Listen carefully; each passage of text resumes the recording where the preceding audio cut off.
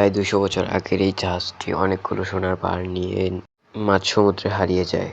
এরপর শত শত মানুষ এটার খোঁজ করতে গেলে আর ফিরে আসে না, কিন্তু লোভ মানুষকে অন্ধ করে দেয়।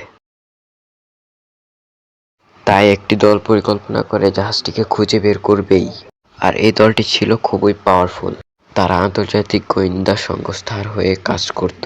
অনেক খোঁজাখুঁজি করার পর তারা জাহাজটি পেয়েও যায়, কিন্তু তাদের সাথে ঘটতে থাকে একের পর এক অদ্ভুত ঘটনা। তারা কি এই স্বর্ণগুলো বাইরে নিয়ে আসতে পারবে, নাকি অন্য মানুষদের মতো তারাও ভ্যানিশ হয়ে যাবে? যাই হোক, পুরো গল্পটি দেখতে মুভির শুরুতেই 1962 সালের একটি দৃশ্য দেখতে পাই, যেখানে আমরা দেখি সমুদ্রের মাঝে একটি অনেক বড় বিলাসবহুল জাহাজ। সেখানে আমরা দেখি অনেক ধনী ব্যক্তিরা পার্টি করছিল। সেই পার্টিতে একটি ছোট্ট মেয়েও উপস্থিত ছিল। সে মেয়েটির নাম ছিল ক্যাটি।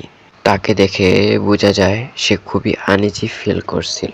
এই পার্টিতে সে বসে বসে বোর হচ্ছিল, তাই সে একা একা বসে পাজল সলভ। একটু পরে জাহাজের ক্যাপ্টেন এসে কেটির সাথে ডান্স করতে শুরু করে। এদিকে জাহাজের কেবিনের দিকে একজন লোককে দেখি আমরা, যে অনেকটা সন্দেহজনক। সে জাহাজের তারগুলোকে খারাপ করতে শুরু করে।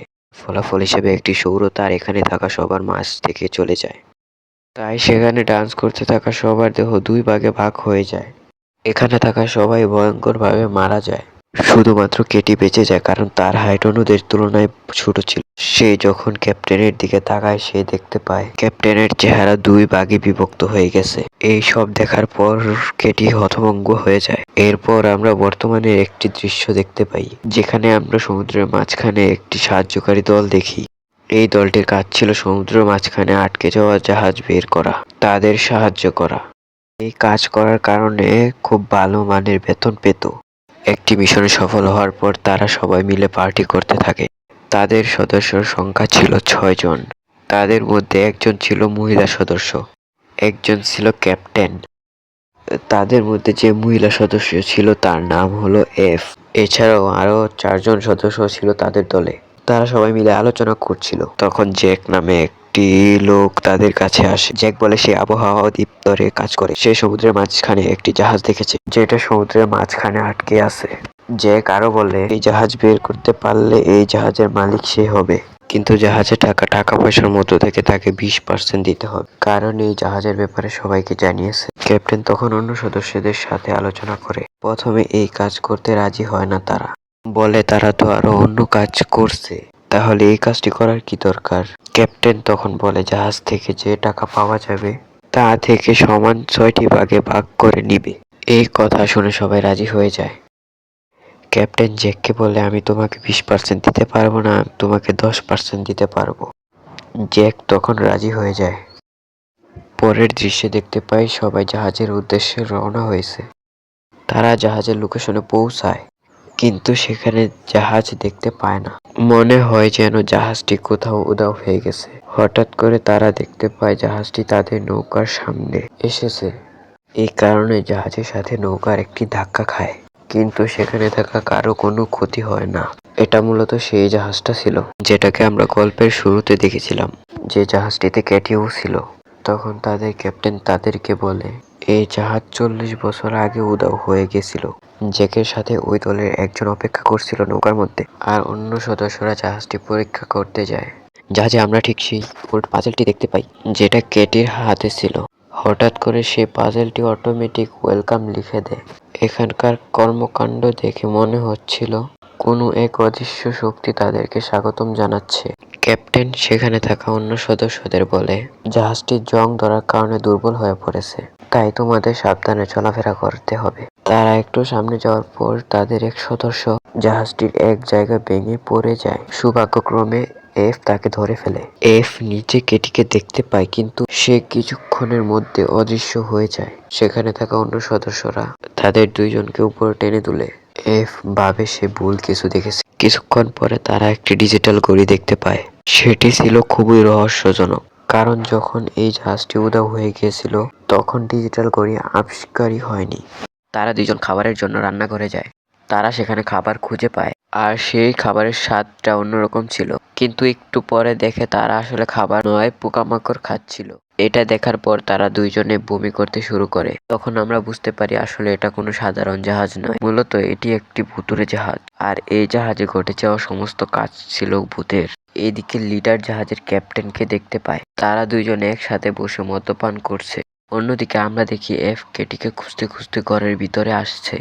এইদিকে তাদের একজন সদস্য হ্যালোসিনেশনের মাধ্যমে একটি পার্টিতে পৌঁছায়। সেখানে একটি সুন্দর মহিলা তার সাথে ডান্স করতে শুরু করে। তখন আমরা দেখি সেই মহিলা ছিল সেই সিঙ্গার, জাহাজ আসার পর থেকে যার গান এই সদস্যরা শুনতে পাচ্ছে। এদিকে এফ যে ঘরে পৌঁছায় সেখানে সে একটি কঙ্কাল ঝুলে থাকতে দেখতে পায়। এই কঙ্কালটি ছিল ক্যাটির। তখন সেখানে ক্যাটির আত্মাও আসে। ক্যাটি এফ এর সঙ্গে গল্প করতে শুরু করে। তখন ক্যাটি বলে, 1962 সালে আমি আমার মা বাবার কাছে যেতে চেয়েছিলাম, হয়তো এত বছরে তারা মারাও গিয়েছে। এইদিকে জাহাজের ক্যাপ্টেন লিডারকে বলে, এখানে তোমরা যে স্বর্ণ দেখেছো তা অন্য একটি জাহাজ থেকে চুরি করা হয়েছে। সেই জাহাজটিতে শুধুমাত্র একজন বেঁচে ছিল। তখন ক্যাপ্টেন লিডারকে একটি ছবি দেখায়। এই ছবিটি দেখার পর লিডার ভয় পেয়ে যায়। এইদিকে ক্যাটি এফকে বলে, ডেভিল অনেক আত্মাকে তার কাছে নিয়ে যাবে, আর যখন তার চাহিদা পূরণ হবে তখন সে ক্যাটিকে মুক্তি দিবে। তখন অন্য একটি আত্মা এসে হাজির হয়। কেটি যাওয়ার সময় এফকে বলে, এখান থেকে পালিয়ে যাও। এইদিকে লিডার সবাইকে জানাতে চেয়েছিল যে সে এইখানে কারো ছবি দেখেছে, আর এই সবের জন্য কে দায়ী তাও সে জানে। কিন্তু সে যখন কথা বলার জন্য রওনা দেয়, সে তখন সামনে পড়ে যাওয়া সদস্যকে দেখতে পায়। অন্যদিকে দেখি সেই সিঙ্গার একটি লোককে নিয়ে যাচ্ছে, আর সেখানে গিয়ে সেই সদস্য পড়ে গিয়ে মারা যায়। এফ অনেক কষ্টের পর লিডারকে খুঁজে পায়, কিন্তু লিডার এফ এর মাঝে সেই পড়ে যাওয়া আত্মাটাকে দেখে। এটা দেখার পর লিডার এফ কে মারার চেষ্টা করে, কারণ সে অনেক ভয় পেয়ে যায়। অনেক কষ্টের পর এক পর্যায়ে এফ লিডারের হাত থেকে বেঁচে যায়। অন্য সদস্যরা ভাবতে থাকে হয়তো লিডার পাগল হয়ে গেছে, যার ফলে তাকে একটি কেবিনে বন্ধ করে দেয়।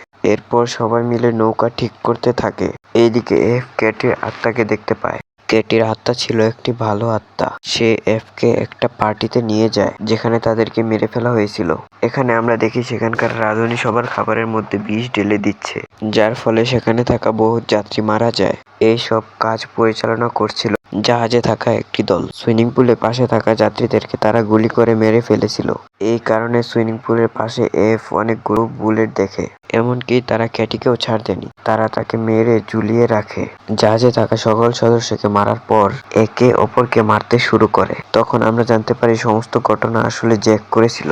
জাহাজের ক্যাপ্টেন লিডারকে জ্যাকের ফটো দেখিয়েছিল। মূলত এখানে নিয়ে এসেছিল তাদেরকে জ্যাকের আত্মা। জ্যাক কোনো সাধারণ মানুষ ছিল না। এই সব জানার পর দৌড়ে তাদের লিডারের কাছে যায়, কিন্তু এসে দেখতে পায় লিডারও মারা গেছে, কারণ তাকে যে কেবিনে বন্দি করে রাখা হয়েছে সেই কেবিনে পানি উঠে ভরে গেছিল। এফ যখন তার দ্বিতীয় সাথীকে বলতে যায় তখন সেখানে জ্যাক আসে, কিন্তু তারা এমন ব্যবহার করে যেন তারা কিছুই জানে না। জ্যাক বুঝতে পারে তার ব্যাপারটা সবাই জেনে গেছে। জ্যাক একজনকে মারার চেষ্টা করলে উল্টো সেই ব্যক্তি জ্যাককে গুলি করে। সে এসে এফকে বলে জ্যাককে গুলি করে মেরে ফেলেছে। এইদিকে এফ পরিকল্পনা করে বোমা দিয়ে জাহাজটিকে উড়িয়ে দেওয়ার, কিন্তু জাহাজে থাকা সেই সাথী এই কাজ করতে নিষেধ করে। সে বলে যদি বিস্ফোরণ হয় তাহলে সব স্বর্ণ উড়ে যাবে, কিন্তু এফ তার কোনো কথাই গুরুত্ব দেয় না। এরপর আমরা জানতে পারি আমরা যাকে দেখেছি সে আসলে জ্যাক ছিল। জ্যাক বলে, আমি আসলে ডেমন, আমি সবাইকে দিয়ে পাপ কাজ করিয়ে তাদেরকে মেরে ফেলি, এরপর তাদের আত্মাকে বন্দি করে রাখি। সে আরো বলে যাদেরকে সে শিকার করবে তাদের হাতে একটা চিহ্ন এঁকে দেয়। এর ফলে সবাই জ্যাকের কথা শুনতে বাধ্য হয়। জ্যাক বলে তার দলের সদস্যরা এফ এর দলের সবাইকে মেরেছে। তার পরিকল্পনা ছিল জাহাজে এসে সবাইকে হত্যা করবে। জ্যাক আরো বলে, আমি তোমাকে মুক্ত করে দিব, কিন্তু তুমি জাহাজটিকে ধ্বংস করো না। কিন্তু এফ তার কোনো কথাই শুনে না। জ্যাকের কথা না শুনে জ্যাক তার উপরে হামলা করে দেয়। এফ একটি বন্দুক নিয়ে বোমের সুইচ অন করে দেয়, যার ফলে জাহাজটিতে বিস্ফোরণ হয়। বিস্ফোরণের কারণে জাহাজটি ধীরে ধীরে ডুবতে থাকে। তখন সেখানে ক্যাটি চলে আসে, এসে এফ কে বের হতে সাহায্য করে। তখন জাহাজে থাকা সমস্ত আত্মারা মুক্ত হয়ে যায়, আর ক্যাটি এই দৃশ্য দেখতে থাকে। এরপর ক্যাটি এফ কে ধন্যবাদ জানায়। পরে আমরা দেখতে পাই একটি সাহায্যকারী দল এফ কে উদ্ধার করে এবং সেখান থেকে নিয়ে আসে। সুস্থ হওয়ার পর এফ আবার জ্যাককে দেখে সে আরেকটি জাহাজকে ধ্বংস করার জন্য রওনা হয়েছে।